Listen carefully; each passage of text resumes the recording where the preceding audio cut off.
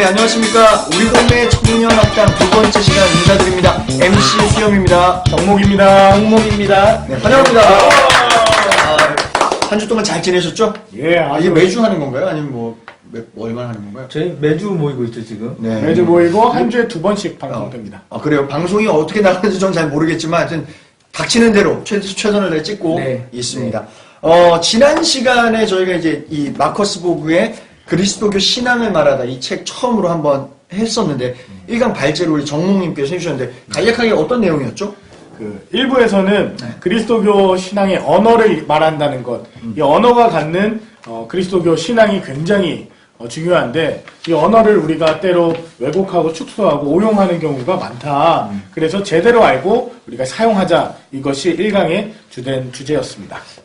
언어가 가지고 있는 것이 굉장히 많이 있고, 문화도 가지고 있고, 어떤 의미들, 중요한 의미들, 가치들을 많이 가지고 있다. 그래서 언어가 중요하다. 이 얘기를 했는데, 그런 의미에서 제가 오늘 좀 특별한 걸 준비해 왔습니다. 제가 청년 사역, 또 청소년 사역에 관심이 굉장히 많이 있거든요. 네, 그래서 네. 꼭 성경의 그리스도교의 언어만이 아니라, 오늘 이 젊은이들의 언어를 우리가 또 이해하는 것도 네. 그들을 이해하는 데 중요하겠다 싶어가지고, 제가 급식체라고 하죠. 네, 요즘 네. 쓰는 그 친구들이 쓰는, 네. 그걸 제가 좀 퀴즈로 준비해왔는데 한번 두 분이 맞춰보시기 바랍니다. 네. 어떻게 좀, 이런 거 좀 많이 아세요? 저는 아무래도 교육공동체 담당입니다. 조금 그러니까. 또 젊고, 그래서, 자신 있고. 저는 이제 교구 담당이다 보니까 네. 잘 접할 기회가 없었는데 이번 시간에 한번 최선을 다해서 맞춰보겠습니다. 좋습니다. 한번 해보겠습니다. 첫 번째 문제입니다. 이건 쉽습니다. 갑분싸. 지금 분위기인가요? 안 해요. 안 해요. 갑자기 분위기 싸해. 맞아요. 갑자기 분위기 쌓여집니다. 맞아요. 이거는 조금 많이 들어보셨으니까. 두 번째, 갑분띠. 갑자기 분위기 띄우는 사람. 아닙니다. 아니에요. 되게 옛날 스타일로 해석하는데 비슷했는데 좀 다릅니다. 예, 다릅니다. 띠용! 띠용이죠, 띠용. 맞아요. 가쁜 띠용. 띠용? 띠용. 띠용. 이제 놀란다라는, 그러니까 갑자기 분위기 띠용, 놀라게 하는 사람 뭐 이런 거겠죠?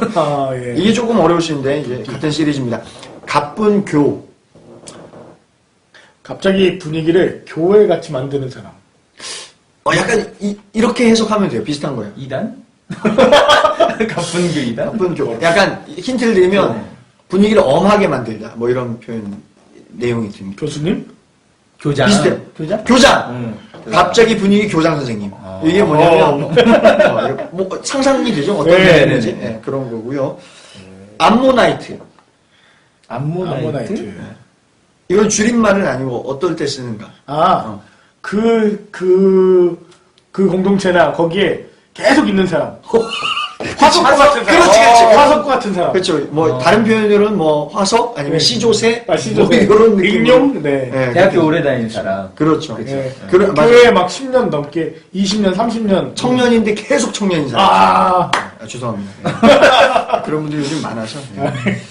자, 문찐.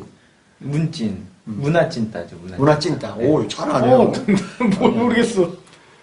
이거는 또 모르십니다. 과략근. 괄도 내냄띤. 네? 이거 몰라요? 이게 말이에요? 괄도 내냄띤 맞을 거야. 이거. 과일도 내냄띤. 이거는 진짜 맞히면 좋겠다. 과략근? 과략근밖에 생각이 안 나요. 몰라요? 과로요. 이게 그 띵작하고 좀 비슷해요. 띵작은 알아요? 띵작? 명작. 띠용 작품. 띵작이 명작이고요. 그거랑 비슷한 건데 괄도 내냄띤.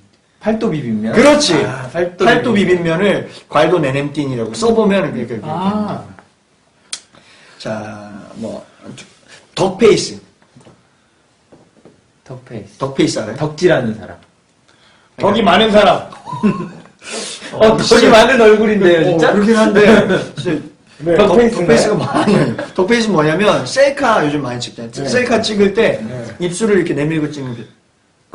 이거 저 다른 말 알아요. 혐짤. 혐짤. 아니, 덕페이스로 이렇게. 혐짤. 다 같이 시작. 이렇게 찍는 게. 죄송합니다. 감사합니다. 네. 마지막입니다. 비담. 전 처음에 이게 무슨 진짜 미담, 요런 류의 이야기인 줄 알았어요. 비담. 뭐죠? 비주얼 담당. 비주얼. 아. 비주얼 담당. 우리 셋 중에 비주얼 담당이라 하면 뭐 글쎄요. 누가 있을까요? 누굴까요? 다 셋 다 고만고만 해가지고 그죠? 제가 제일 얼굴이 크지 않나요? 아 그래서 비주얼 담당이다. 네, 그렇죠. 여긴 얼굴이 제일 빨갛고 네. 네. 여기는 수염이. 뭐 비담은 네. 저희가 빨리 마련해 보는 걸로 하도록 하겠고요. 아무튼 이런 걸 좀 우리가 함께 해보면서 젊은 친구들이 쓰는 언어를 이해 좀 해보면 그 친구들을 또 이해할 수 있는 시간이 되지 않겠나 싶어가지고 간단히 준비를 좀 해봤습니다.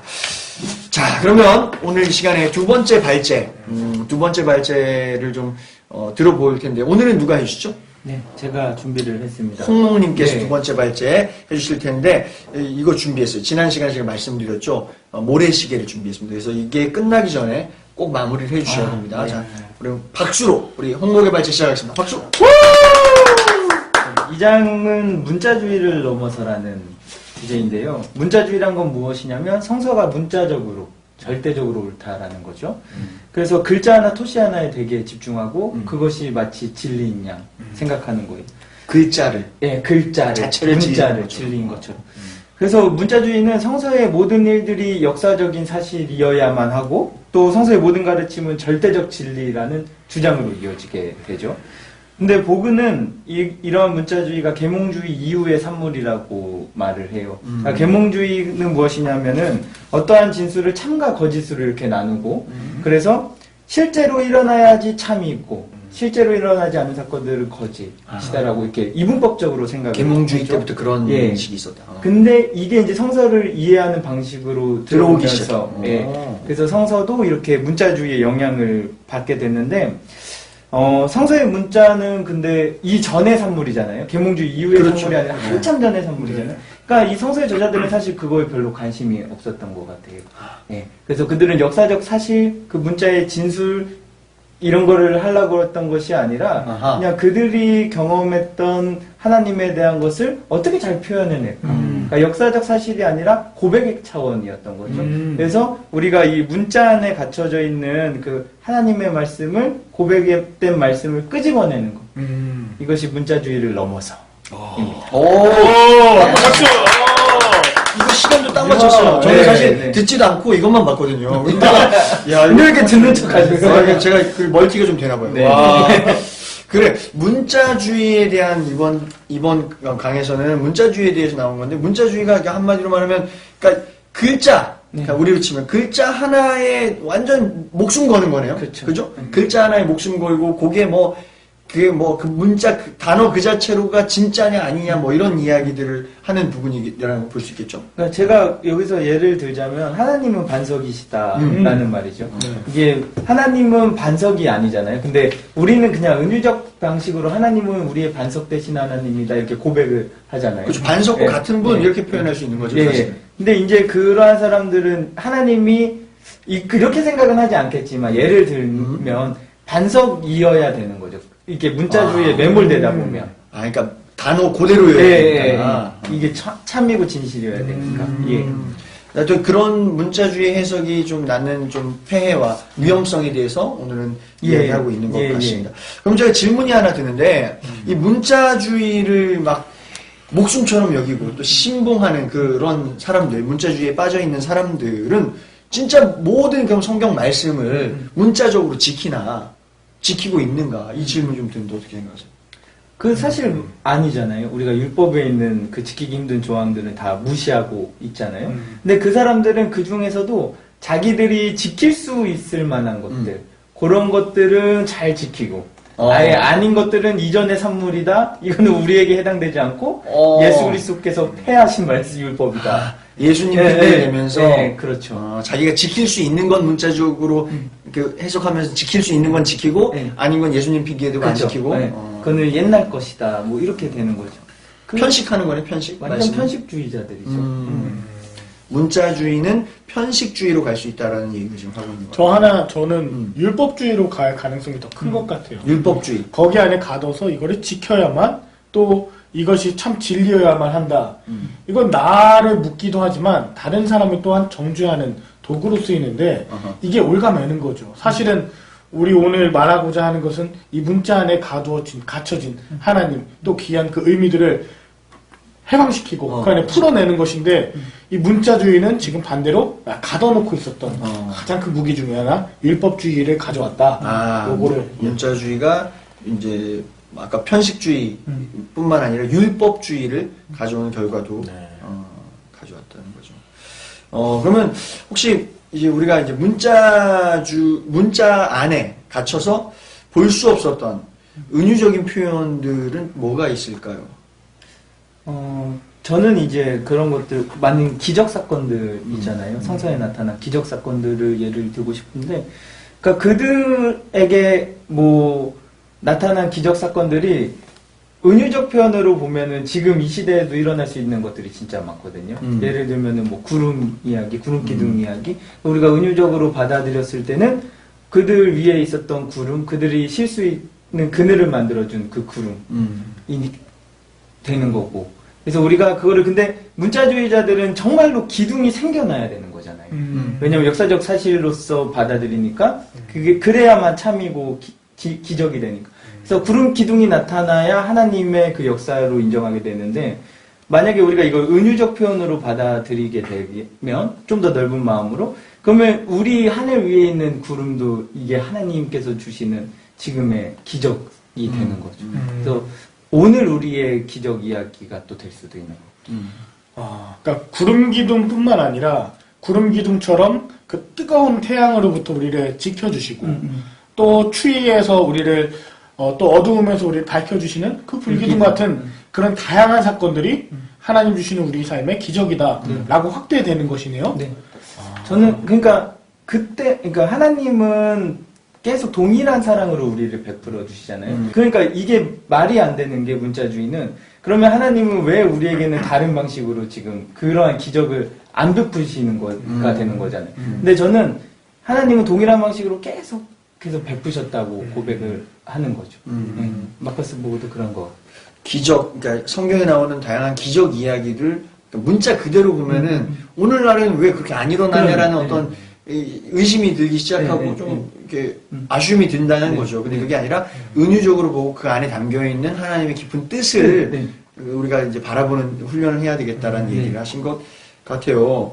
또 있을까요? 또 은유적 표현으로 봐야 되는데 문자적으로 봐서 좀 오용이 됐던 경우라든가. 그 사건 자체가 완전히 사실이냐 아니냐 거기에 따라서 달라질 수 있는 부분이 있는 것 같은데 예를 들면 창세기에 그 노아의 홍수 얘기 나오지 않습니까?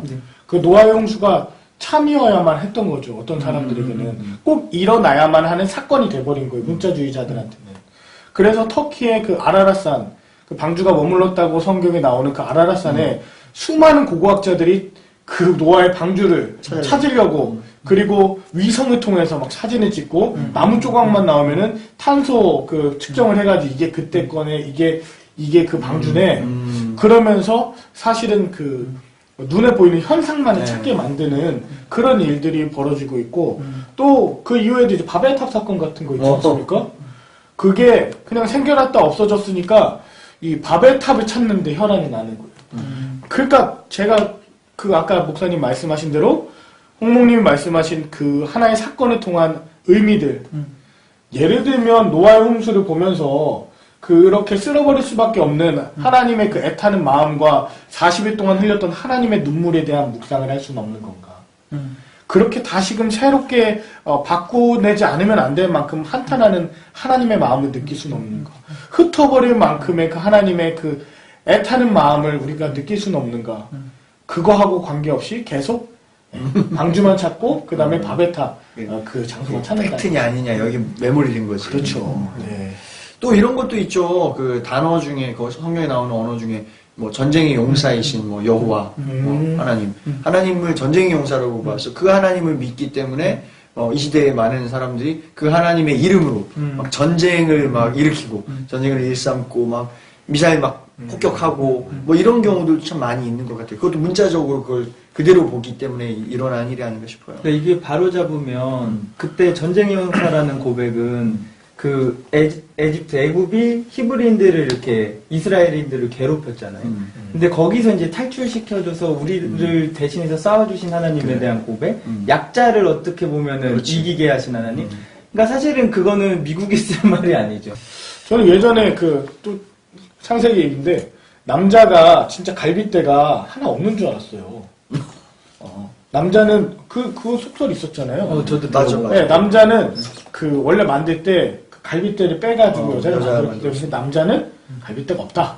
하나- 그런 하나 얘기가 모자라다. 네, 그런 얘기가 한참 많았었어요. 사실 아닌가요? 갈빗대 같습니다. 세볼까? 전 갈비가 안 만져져요. 아, 또 있나요? 불가능한 또, 네. 뭐 숫자 같은 거 성경에 많이 나오잖아요. 아, 그렇죠. 저는 그 숫자, 특별히 뭐 3, 뭐 7, 뭐 그다음 40. 40. 네. 또 40이 갖는 의미가 사실은 고난이거든요. 예수님 40일 금식하셨다 그랬잖아요. 물도 안 먹고 광야에서. 그게 이제 광야 출애굽 전승에서 40년을 그쵸. 이제 그게 따와서 이제 광야 예수님의 40일 금식이 그래서 40일 금식을 해요. 사람들이. 이것도 문자주의적인 것 같아요. 그러다가 너무 안타깝게도 돌아가시는 분들도 생기는 거죠. 40일은 물도 안 먹겠다. 예. 그렇게 했던 예수님 그대로 따라하려다가. 숫자 하면 666 알아요? 666 그 악마의 숫자잖아요. 네. 옛날에 666 그 악마의 숫자라고 해서 이마에. 그걸로 그 영화를 만든 게 있어요. 오맨이라고 여러분 아실런지 모르겠는데 오맨 그 시리즈인데 꼭 한번 보세요. 진짜 무섭고 막 저는 어렸을 때 그거 보면서 막 진짜 이불 속에서 뒤집어 쓰고 막 봤던 기억이 있는데 그 주인공 머리 여기 정수리 부분 쪽에 이렇게 살펴보면 이렇게 666 빨간색으로 써 있는 거야. 그 아이는 악마의 이제 자식이고 그게 이제 요한계시록에 그렇게 나왔다라는 걸 뭐 만든 이야기죠. 그러니까 문자주의적인 해석이 어쩌면 만들어낸 물론 영화이기 때문에 상상력으로 만든 거지만 그런 류의 영화가 아닌가 싶어요. 얼핏 보이는 것 같은데. 저는 그래서 5대5, 5예요. 아 이걸 쓴 거예요? 5예요. 오야? 저는 그래서 그런지 모르겠지만 6이라는 숫자가 좀 기분이 나빴어요. 맞아. 괜히 그런 것 때문에 그런 거야. 네. 그래서 괜히 두려움에 사로잡히게 되더라고요. 전 지금 6층 안 가잖아요. 아, 그렇죠. 전 4 싫어요. 4. 왜요? 원래 4 죽음의 죽을 숫자. 죽을 사. 네, 그래가지고 그게 한자 때문이에요. 4시 44분 보는 걸 정말 싫어했어요. 괜히 차 운전하다 시계 딱 봤는데 4시 44분이면 아, 심장이 뛰면서 사고 나는 거죠. 역시 그럴 줄 알았어요. 이게 숫자에 사로잡혀 있는 문자주의적인 또 다른 폐해죠. 또 아까 뭐 나는 뭐 하나님은 만석이요 뭐 이것처럼 예수님께서 직접 얘기하신 거 있잖아요. 나는 포도나무요. 그럼 뭐 예수님 포도나무라고 이제 문자주의자들은 또 봐야 되는데 그럼 예수가 식물인가 뭐 이런 이야기도 뭐 식물설 뭐 이렇게 할 수 있고 그러니까 문자 그대로 보는 것이 아니라 그것이 담고 있는 의미가 중요하다. 그걸 되살려내는 게 그 안에 문자 안에 갇혀 있는 하나님이 아니라 거기서 진짜 해방되신 하나님께서 역사하시는 일들을 발견할 수 있다 이렇게 볼 수 있습니다. 그러니까 사람의 언어로는 하나님에 대한 고백이 한정적이잖아요. 제한적이고. 그러니까 이들은 은유라는 방법, 너무 훌륭한 그렇지. 것을 사용한 거죠.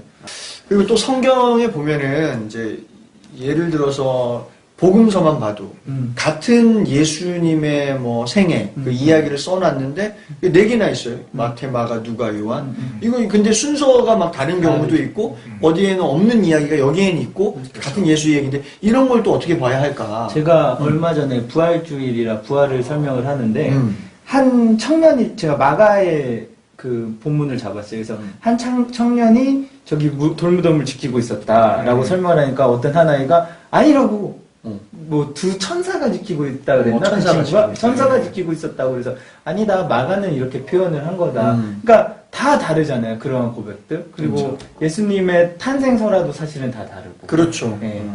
순서도 다르고. 순서도 다 다르고. 네. 그래서 우리가 이런 서로 다른 진술 속에서 그냥 그들 마태 공동체, 마가 공동체, 요한 공동체가 그렇게 풀어낸 거죠. 자신들의 상황 속에서 정말 그 부활의 의미가 무엇일까를 다시 한번 고민을 해본 거고, 그래서 그들의 언어로서, 그러니까 부활이 없었다는 것이 아니라 그래. 역사적으로 그 사실적으로 진술해낸 것이 아니죠. 그러니까 이정기는 지금 팔짱을 끼고 있다 이렇게 보면서 쓴 것이 아니라 그들은 이정기는 왜 팔짱을 꼈을까? 뭐 이런 거 아닐까요? 나중에 한번 써주세요. 네. 지금 제가 이렇게 하고 네, 있으면 네. 나중에 써주세요. 네, 그러한 자신들이 가지고 들었던 것들을 회상하며 그래서 자신들의 언어로, 자신들의 표현으로 고백을 했다고 보는 게 더 좋을 것 같아요. 그런 이해 없이 보는 게 이제 문자주의 해석이다. 그쵸. 이런 네, 거예요. 네. 그런데 이게 우리 교단 얘기를 좀 해야 해서 좀 죄송한데, 지금 저희 셋이 속해 있는 한국 기독교 장로회, 이 시작점이 사실 좀 또 이 문자주의와 좀 연관이 또 있습니다. 그죠? 그렇죠. 사실 우리 한국 기독교 장로회의 전신인 학교, 우리 한국신학대학이 사실 원래 조선신학원으로 1940년에 이제 개원을 해서 쭉쭉쭉 오다가 1950년도 6.25 전쟁 이후에는 조선신학교가 우리 총회 직영신학교였고, 그리고 장로교를 대표하는 학교로서 인정이 되고 있었는데, 6.25 반공 이데올로기를 지나서 바로 이 당시에 우리 한국신학대학의 교수였던 우리 김재준 목사님을 이 문자주의를 거부하는 사람, 그래서 하나님의 말씀을 왜곡해서 가르치는 사람으로 그렇게 누명을 씌워가지고 52년도 대구 호원총회에서 그렇게 제명을 시키는 일들이 벌어지게 됩니다. 당시 김재준 목사님은 프린스턴에서 공부하고 와서 이 문자주의를 뛰어넘은 이 생명력 있는 말씀으로 고백으로 이것을 봐야 된다라고 하는 것을 가르치니까 이것을 못 받아들였던 것이죠. 그러니까 문자주의로 이단을처럼 판정이 돼서 쫓겨나서 만들어진 게 사실 기장이라는 거죠. 그렇죠. 그러니까 우리는 문자주의를 넘어서자로 시작된 거죠. 그렇죠. 기장은. 정신이 그거에 문자주의를 뛰어넘는 것, 그것이 바로 우리 기독교 장로의 정신이에요. 맞아요. 그리고 좀 안타까운 게 사실 이러한 정신 안에 세워진 학교인데 또 교회 현장들은 그렇지 않잖아요. 우리의 교회 현장들은. 그래서 우리조차도 문자주의 넘어서는 걸 되게 두려워하고, 그래서 진짜 이 기장이 바로잡을 것은 말씀을 정말로 말씀으로 회복해내는 일이 아닐까 싶어요. 그것을 뛰어넘는, 그리고 다시 이것이 잘못되었다라고 하는 운동들이 우리 안에서도 이루어지고 있지만 사실 밖에서도 많이 이루어지고 있습니다. 한신대학교뿐만 아니라 장신대, 그리고 심지어는 카톨릭에서도 이 문자주의를 뛰어넘자, 다시 말하면 성서 비평학입니다. 성서 비평학에 대해서 다양한 접근들을 이미 다 배우고 있어요. 그리고 몇 년 전에 이제 100주년 우리 총회 맞았을 때 통합교단에서 우리 기장에게 예전에 그렇게 김재준 목사님 그렇게 제명했던 것, 그리고 이 문자주의에 우리가 사로잡혀 있었던 것 정말 미안하다, 그렇게 공개 서한을 보내기도 했었죠. 그러면은 이제 우리가 이렇게 문자주의를 좀 넘어서서 성경 하나님의 말씀 좀 봐야 된다라고 이제 하는 건데, 어떻게 봐야지 우리가 문자주의를 극복할 수 있을까요? 이 성서라는 것은 하나님에 대한 고백이잖아요.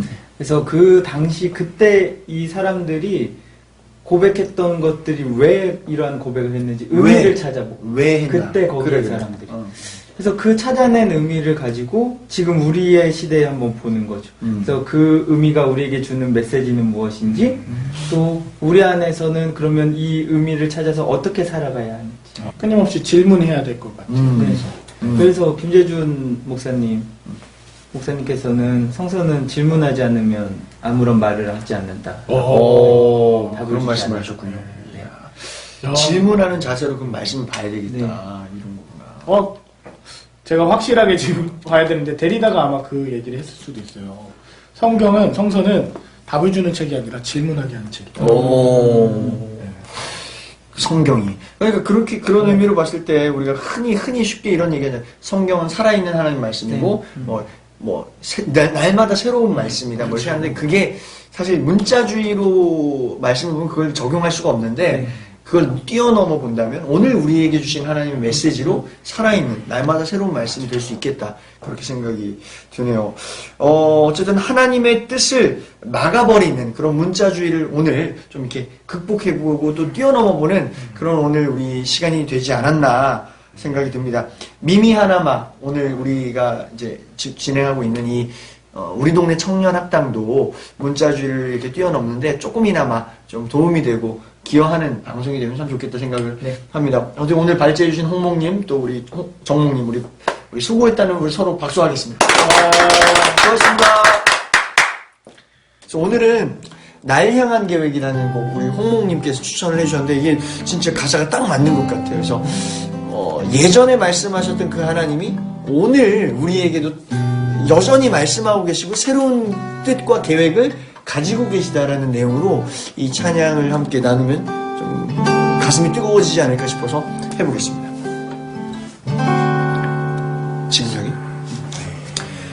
지금 여기 계시고가 아닌데? 문자주의자. 문자주의자. 아니 려와 구가 뭐가 문제죠? 그냥 해볼게요. 내가 문자주의에 빠졌네요. 너무 이렇게 자유로워지세요. 자유로워지세요. 지금 여기 계시면인데 제가 지금 여기 계시고라고 해서 약간 죄책감에 빠진 이 문자주의의 폐해. 다시 하겠습니다. 네. 지금 여기 계시면 말씀해 주시는 하나님, 내 삶에 역사하시는 신실한 나의 하나님을 찬양해